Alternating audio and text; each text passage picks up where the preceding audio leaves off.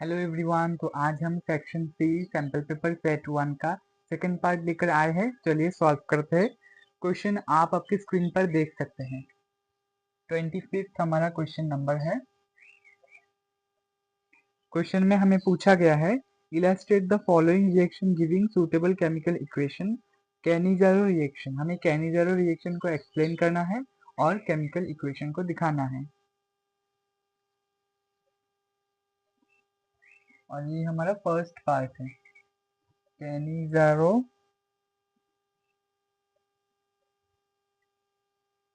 Reaction. तो हमें पता है कैनिज़ारो रिएक्शन क्या होता है, जहाँ पर दो aldehyde with no alpha hydrogen, alpha hydrogen के बिना दो एल्डिहाइड, एक का रिडक्शन होता है एक का ऑक्सीडेशन होता है और हमें साइमल्टेनियसली एल्कोहल और कार्बोक्सिलिक एसिड मिलता है। तो हम लिखेंगे aldehyde without alpha hydrogen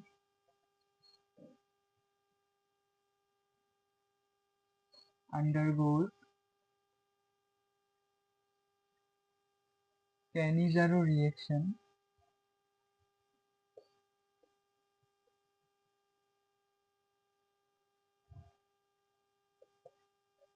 in the presence of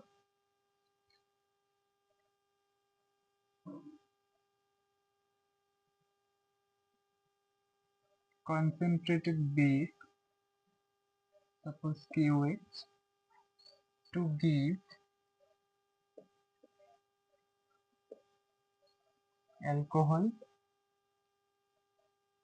and salt of carboxylic acid।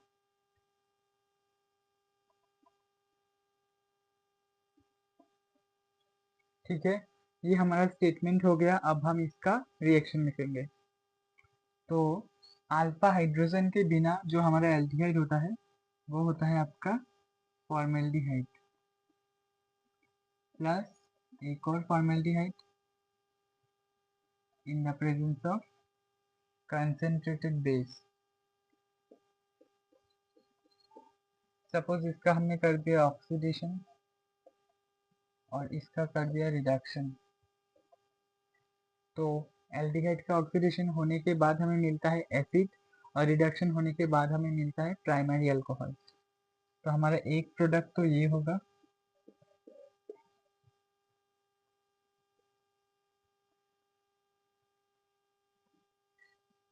ठीक है, हम इसको ऐसे भी लिख सकते हैं, CH3OH भी लिख सकते हैं।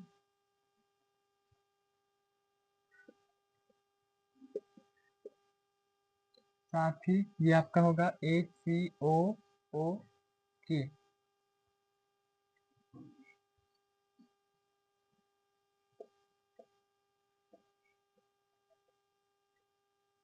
ये आपका potassium salt of carboxylic acid हो गया। तो फर्स्ट पार्ट हमारा खत्म हो चुका है। अब हम देखते हैं 25th का सेकंड पार्ट, जो कि हमारा कन्वर्जन है। आप स्क्रीन पर क्वेश्चन को देख सकते हैं। हमें बनाना है इथानल टू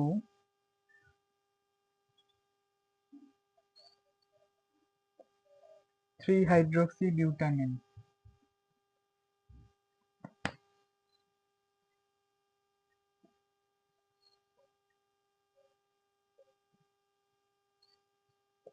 ठीक है, बिल्कुल इजी है।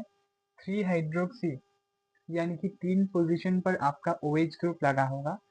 3 पोजीशन को एल्डिहाइड को रिस्पेक्ट में क्या बोलते हैं? अल्फा फर्स्ट पोजीशन को बोलते हैं और बीटा 3 पोजीशन को बोलते हैं। ठीक है, तो ये एक तरीके से हम बोल सकते हैं ये हमें बीटा हाइड्रोक्सी ब्यूटानॉल बनाने के लिए दिया है। तो हम सिंपली यहाँ पर क्या कर देंगे, एल्डोल कंडेंसेशन कर देंगे। इथानॉल आपका हो जाएगा CH3CHO। इसको हम कंडेंसेशन कराएंगे in the presence of base dilute लेते हैं और हमें मिलेगा 3 हाइड्रोक्सी ब्यूटानल यानी कि CH3 CH CH2 CHO और यहाँ पर OH। ठीक है, तो आई होप आपको सेकेंड पार्ट अच्छे से समझ में आया होगा। अब हम देखते हैं इसका थर्ड पार्ट, यानी कि ये सेकेंड पार्ट का ए था। अब हम देखेंगे सेकेंड पार्ट का बी, बेंजाल्डिहाइड टू बेंजोफिनोन। आप इसको लिख लीजिए, मैं रब कर दूंगा।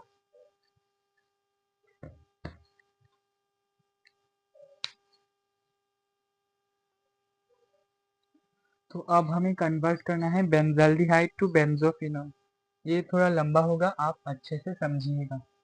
बेंजाल्डिहाइड यानी कि बेंजीन रिंग के ऊपर आपका CHO ग्रुप, ठीक है, एल्डिहाइड ग्रुप।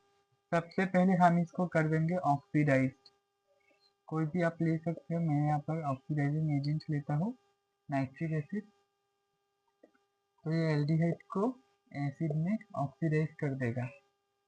ठीक है, अब हम क्या ले सकते हैं, अब हम ले सकते हैं यहाँ पर क्या ले सकते हैं बताइए। अब हमें करना है एल्डिहाइड को एसाइल क्लोराइड में, ताकि हम एसाइल क्लोराइड को फिर से फ्रीडल क्राफ्ट करके बेंजोफिनोन ला सके। हम क्या कर सकते हैं, हम इसको कर सकते हैं थायोनिल क्लोराइड के साथ रिएक्शन। तो हमें क्या मिलेगा, एक HCl निकल जाएगा, एक SO2 होगा और एक COCl होगा। ठीक है, इसको हम फर्दर क्या करेंगे, AlCl3 के साथ रिएक्शन करवाएंगे, यानी कि फ्रीडल क्राफ्ट एसाइलेशन। ठीक है, तो हमारा डिजायर्ड प्रोडक्ट क्या होगा, बेंजोफिनोन यानी कि C11O, इधर भी एक बेंजीन ग्रुप होगा। आई होप आपको ये क्वेश्चन समझ में आया होगा। आप नोट कर लीजिए, तब तक हम नेक्स्ट क्वेश्चन में जाते हैं।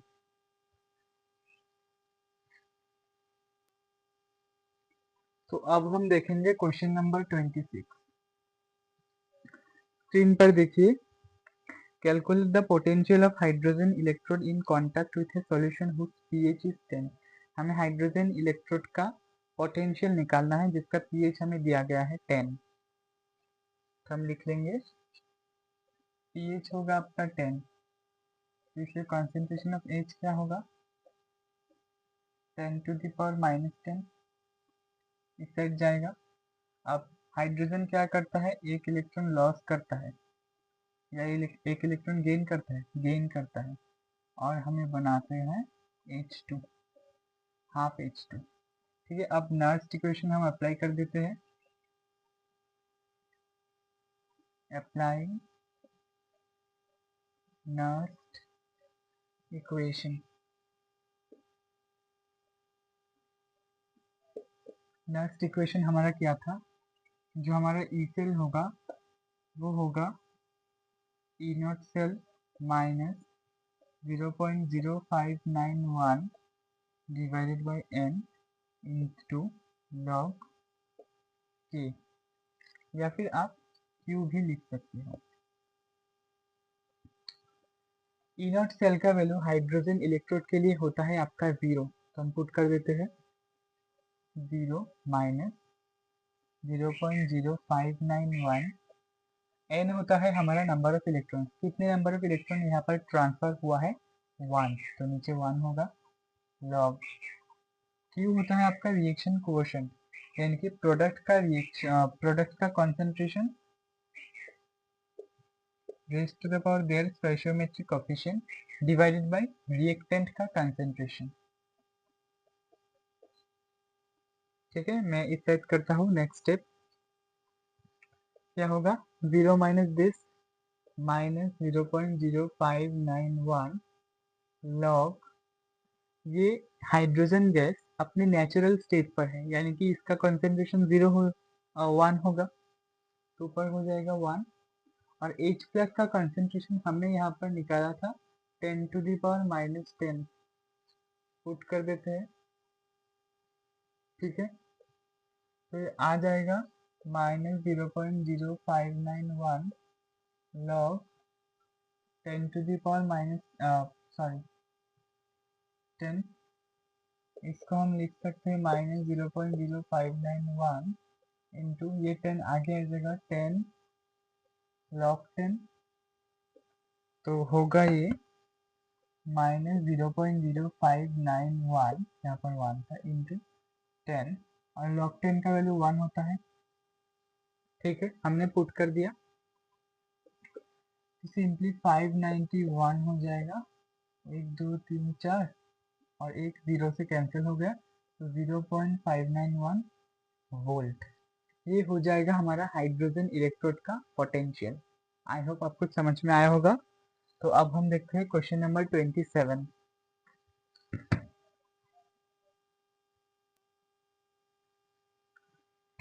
नंबर क्वेश्चन देखते हैं, स्क्रीन पर देखिए।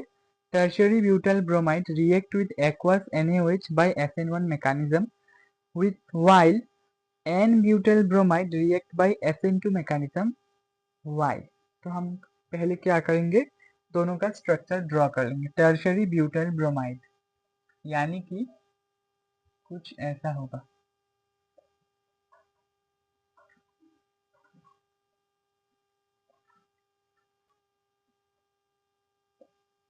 ये ब्रोमाइड इससे जुड़ा हुआ है और ये 3 डिग्री है, इसलिए ये टर्शियरी, और टोटल 4 कार्बन है, ब्यूटाइल और ब्रोमीन है, ब्रोमाइड।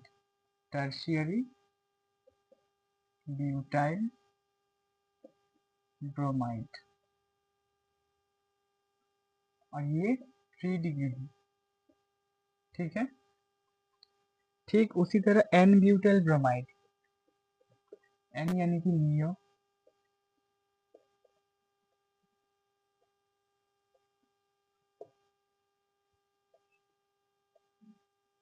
ठीक है, एन ब्यूटाइल ब्रोमाइड, ये हमारा 1 डिग्री है, सॉरी, ये हमारा 1 डिग्री। तो देखिए 1 डिग्री और 3 डिग्री में से कौन सा SN1 दिखाता है, कौन सा SN2 दिखाता है। 3 डिग्री वाला SN1 अच्छा दिखाएगा, क्योंकि यहाँ पर स्टेबल कार्बोकेटायन फॉर्म होगा, लेकिन 1 डिग्री में स्टेबल कार्बोकेटायन फॉर्म नहीं होगा, इसलिए वो SN2 दिखाएगा और उसमें हिंड्रेंस कम होगा। तो हम लिखेंगे because tertiary butyl bromide forms 3 degree carbocation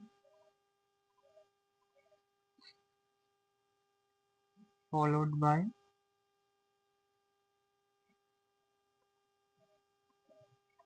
SN1 mechanism while N-butyl bromide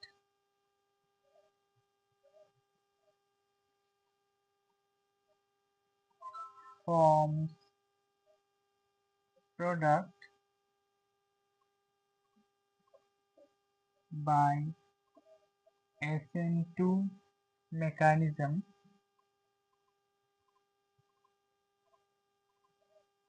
due to less steric hindrance effect।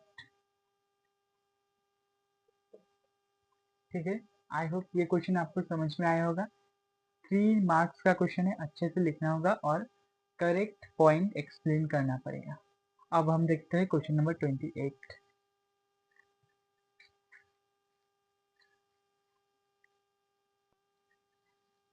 तो अब हम देखते हैं क्वेश्चन नंबर 28। क्वेश्चन नंबर 28 में हमें दिया गया है कंसीडर द रिएक्शन। हमारे पास एक रिएक्शन दिया गया है। What is the quantity of electricity in coulombs needed to reduce 1 mole of Cr2O7 2-। Book का क्वेश्चन है, एनसीईआरटी का क्वेश्चन है। रिएक्शन है आपका ये Cr2O7 2- plus 14H plus 6 electron give 2 Cr3 plus 7H2। बिल्कुल इजी क्वेश्चन है, बहुत ही आसान। ये जो हमारा क्रोमियम है ऑक्सीजन के साथ है, इसको रिड्यूस किया है हमने, यानी कि ऑक्सीजन को हटा दिया है, रिडक्शन किया है। इसमें हमें कितने चार्ज या फिर इलेक्ट्रिसिटी की जरूरत होगा, तो उतने ही चार्ज का जरूरत होगा जिसका इस रिएक्शन में नंबर ऑफ इलेक्ट्रॉन का ट्रांसफर हुआ है। जितने मोल नंबर ऑफ इलेक्ट्रॉन का ट्रांसफर हुआ है उतने मोल फेराडेज हमें चार्ज का जरूरत होगा। तो हमें कितने मोल्स इलेक्ट्रॉन को चाहिए, यानी कि n का वैल्यू है यहाँ पर 6। तो हम लिखेंगे amount of electricity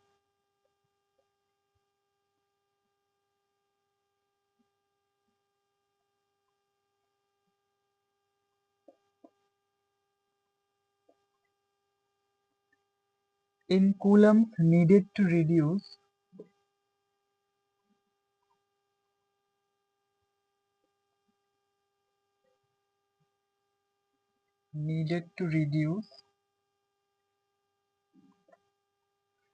one mole of